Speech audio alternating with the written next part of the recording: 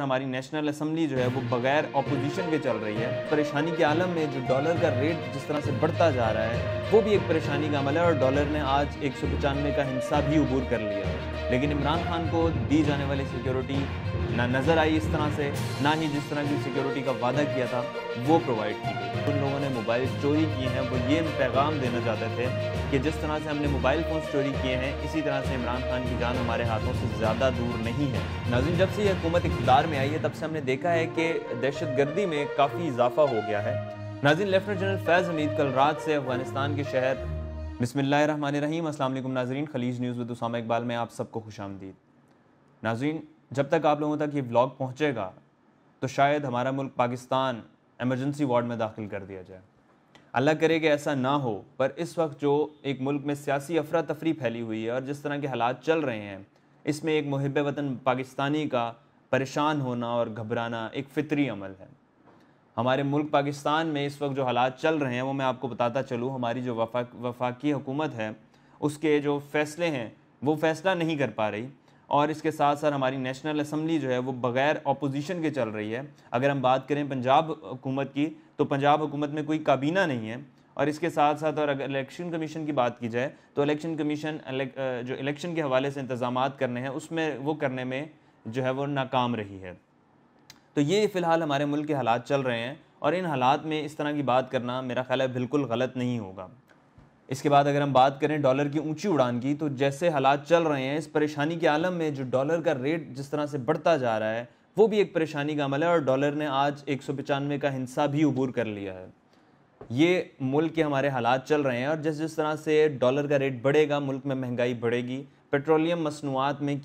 Petroleum मसनूआत की कीमतों को बढ़ाना ये लाजिम हो जाएगा और अगर यह हुकूमत नहीं बढ़ाती तो हमारी मईशत को संभालना बहुत मुश्किल हो जाएगा और अगर बढ़ा देती है तो अपने वोटर्स को संभालना इस हुकूमत के लिए बहुत मुश्किल हो जाएगा। इसके बाद अगर हम बात करें इमरान खान साहब को देने वाली सिक्योरिटी की, तो वज़ीर आज़म शहबाज शरीफ ने इस बात का ऐलान किया था कि इमरान खान साहब को सिक्योरिटी प्रोवाइड की जाएगी, फुल प्रूफ सिक्योरिटी दी जाएगी, हाई क्लास सिक्योरिटी देने की बात हुई थी।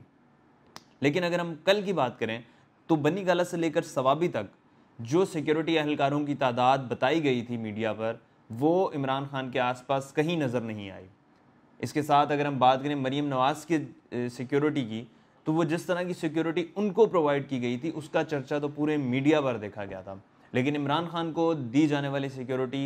ना नज़र आई इस तरह से, ना ही जिस तरह की सिक्योरिटी का वादा किया था वो प्रोवाइड की गई। इसका मतलब ये है कि इमरान खान की जान अभी भी ख़तरे में है। जिस तरह से उन्होंने कहा था जब जलसे में उन्होंने ये बात का ऐलान किया था कि मेरी जान ख़तरे में है और अगर मुझे कुछ होता है तो मैंने एक वीडियो पैगाम रिकॉर्ड कराया हुआ है उसको मंजर आम पर लाया जाए और जो लोग इसमें मुलव्विस हैं, इस कॉन्स्पिरेसी में, इमरान खान को हटाने की कॉन्स्पिरेसी में, इस इमरान खान को मारने की कॉन्स्पिरेसी में जो लोग भी मुलव्विस होंगे उन सब के नाम उन्होंने उसमें रिकॉर्ड करवाए हुए हैं वीडियो में और वो तब मंजर आम पर आएगी जब खुदा न खास्ता इमरान खान साहब को कुछ हो जाता है। नाज़रीन, अफरा तफरी बढ़ रही है और जिस तरह से फैसलाबाद एयरपोर्ट पर इमरान खान साहब के 2 मोबाइल फ़ोन्स चोरी किए गए, ये एक बहुत ही ना समझ आने वाली बात है कि Imran Khan former prime minister रह चुके हैं, इसके साथ साथ उनकी चेयरमैन पीटीआई हैं और उनके आसपास हज़ारों लोगों का मजमा होता है जब वो चलते हैं। तो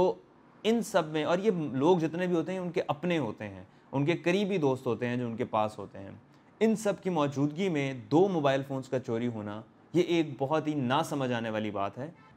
मोबाइल फ़ोन्स चोरी होने के बाद इमरान खान साहब के चाहने वाले इस बात का जिक्र कर रहे हैं कि शायद इमरान खान की जान को अभी भी ख़तरा है और जो लोगों ने मोबाइल चोरी किए हैं वो ये पैगाम देना चाहते थे कि जिस तरह से हमने मोबाइल फ़ोन्स चोरी किए हैं इसी तरह से इमरान खान की जान हमारे हाथों से ज़्यादा दूर नहीं है, किसी भी वक्त हम लोग कुछ भी कर सकते हैं। एक तो ये पैगाम इससे अखज़ किया जा सकता था और दूसरा पैगाम जो इन्होंने दिया वो ये था कि जिस तरह से इमरान खान ने वीडियो पैगाम का जिक्र किया था कि उन्होंने एक वीडियो रिकॉर्ड कराई हुई है और वो मंजर आम पर लाई जाएगी अगर उन्हें कुछ होता है, तो ये जिन लोगों ने कॉन्स्पिरेसी की है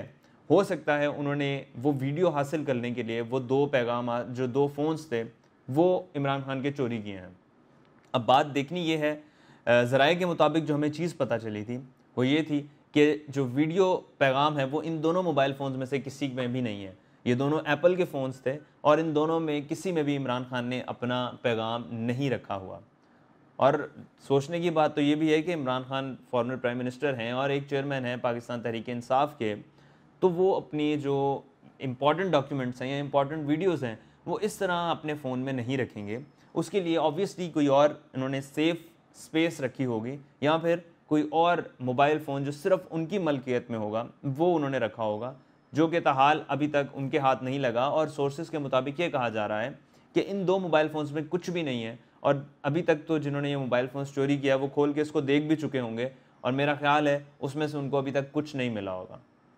तो ये भी एक अखज़ किया गया है इन 2 मोबाइल फ़ोन्स की चोरी के पीछे कि ये भी एक इनका हदफ हो सकता है इमरान खान को नीचे गिराने के लिए। इसके बाद अगर हम बात करें तो सोर्सेज के मुताबिक ये भी कहा जा रहा है कि जो भी ऑपोजिशन प्लान बनाती है इमरान खान को गिराने के लिए या इमरान खान को पीछे करने के लिए, कोई भी पैगाम अगर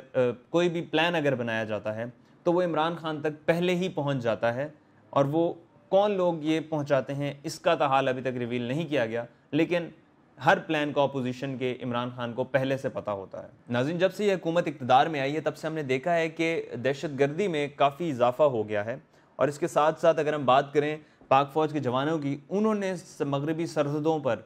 अपनी काफ़ी जानें गंवा दी हैं। और इसके बाद अगर हम कराची शहर की बात करें तो कराची शहर में 3 बम धमाके हो चुके हैं जिसमें शहरी और पुलिस वाले दोनों अपनी जान गंवा चुके हैं। तो ये एक काफ़ी हमारे लिए लम्हा फ़िक्रिया है कि इतने ज़्यादा वाक़यात किस लिए हो रहे हैं, क्या वजह है और इन पर काबू कैसे पाया जा सकता है। नाज़रीन, अब भी पाकिस्तान के पास संभलने का वक्त है और ये जो साहिब इक़्तिदार लोग हैं और दूरअंदेश जो लोग हैं इनको चाहिए कि ये कोई किसी एक फ़ैसले पर आएँ। और जिस तरह से ये लोग तज्ज़िया दे रहे हैं कि पाकिस्तान के हालात श्रीलंका जैसे हो सकते हैं, उनको ये चाहिए कि इन हालात की बेहतरी के लिए जो साहिब इक़्तिदार लोग हैं वो कुछ करें। क्योंकि अगर ऐसा ना हुआ तो वो दिन दूर नहीं है जब यूक्रेन वाले हालात पाकिस्तान में भी हो जाएंगे और इस चीज़ से हमें बचना है। क्योंकि अगर ऐसे हालात होते हैं तो जो साहिब इक़्तिदार लोग हैं इनकी जो गर्दनें हैं वो सबसे पहले दबोची जाएंगी। नाज़रीन, लेफ्टिनेंट जनरल फैज़ हमीद कल रात से अफ़गानिस्तान के शहर काबुल में मौजूद हैं और वो दहशतगर्दों की सरकोबी के लिए वहाँ पर गए हैं। एक खबर ये आई है कि उनकी वजह से, उनके ऑपरेशंस की वजह से 10 के करीब दहशतगर्द जो हैं वो असला समेत गिरफ्तार हुए हैं और एक बड़ी दहशतगर्दी की वारदात को भी नाकाम बना दिया गया है। नाज़रीन, मुल्क के सियासी, माशी और जो सिक्योरिटी हालात इस वक्त चल रहे हैं ये देख कर हर साहिब इक़्तिदार जो है और जितने भी लोग हैं इससे जुड़े हुए वो सब परेशानी के आलम में मुब्तला और किसी को नहीं पता क्या होने जा रहा है और क्या